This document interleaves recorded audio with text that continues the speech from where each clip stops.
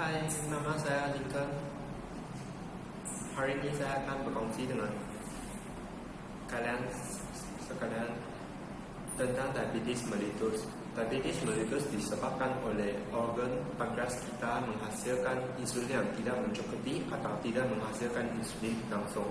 Fungsi insulin ini adalah membawa glukosa dalam darah kita kepada sel badan kita. Diabetes mellitus ini dibagikan kepada dua jenis, yaitu diabetes jenis pertama dan diabetes jenis kedua.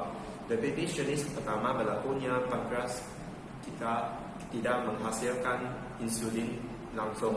Diabetes ini biasanya menyerang individu yang tidak kira usia berapapun. Diabetes jenis kedua berlakunya disebabkan rintangan insulin atau gangguan di mana sel tidak menggunakan insulin dengan betul.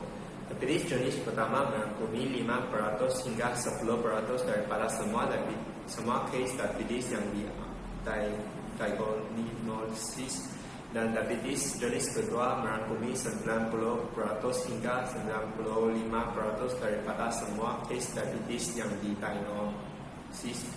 Hari ini kita akan fokus kepada diabetes jenis kedua yang lebih biasa didapati di sekeliling kita. Faktor risiko utama diabetes jenis kedua adalah usia yang lebih tua, contohnya usia yang melebihi usia 45 tahun, dan individu tersebut obesiti atau individu tersebut mempunyai sejarah keluarga diabetes dan ketidakaktifan fizikal individu tersebut. Terdapat 3 komplikasi utama bagi diabetes jenis kedua ini adalah masalah jantung, mata akan semakin kabur, dan luka lambat baik. Selepas melihatkan komplikasi-komplikasi yang serius ini, kita perlu menggunakan sesuatu tindakan yang boleh dilakukan bagi mengelakkan diabetes jenis kedua ini. Pertamanya, kita perlu pemeriksaan risiko diabetes kita, mengawal tekanan darah kita, mengekalkan berat badan yang sehat dengan bersenam kerat, mengurangkan makanan diproses, makanan trans fat atau makanan gula, dan mengehatkan pengambilan alkohol, dan akhirnya membuat pemeriksaan badan dengan gerak, contohnya membuat pemeriksaan diri di rumah dan membuat pemeriksaan badan diri di hospital sekurang-kurangnya 1 kali setiap tahun. Amalan diet yang boleh diamalkan bagi mengelakkan penyakit diabetes ini adalah amalan modal pinggan sehat.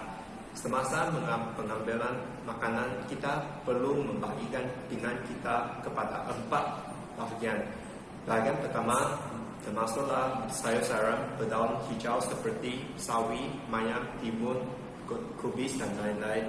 Dan bahagian kedua adalah sayur berkanji seperti lobak merah, ubi, kentang, dan lain-lain. Dan bahagian ketiga pula adalah bijiran dan produk-produknya, contohnya nasi, roti, biskut, mie, dan lain-lain. Dan bahagian terakhir adalah sumber protein seperti ikan, ayam, daging, telur, dan lain-lain. Amalan diet yang seterusnya adalah mengurangkan pengambilan lemak dalam makanan.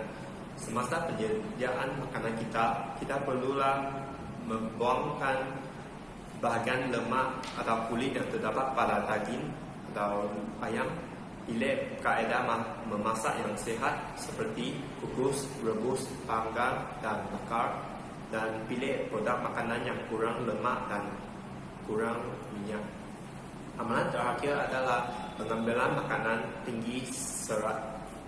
Hal ini demikian kerana makanan tinggi serat ini akan membantu kita mengawal aras gula darah dan kolesterol kita. Contoh makanan tinggi serat adalah sayur-sayuran hijau, buah-buahan, kekacang, dan hasil bijiran penuh.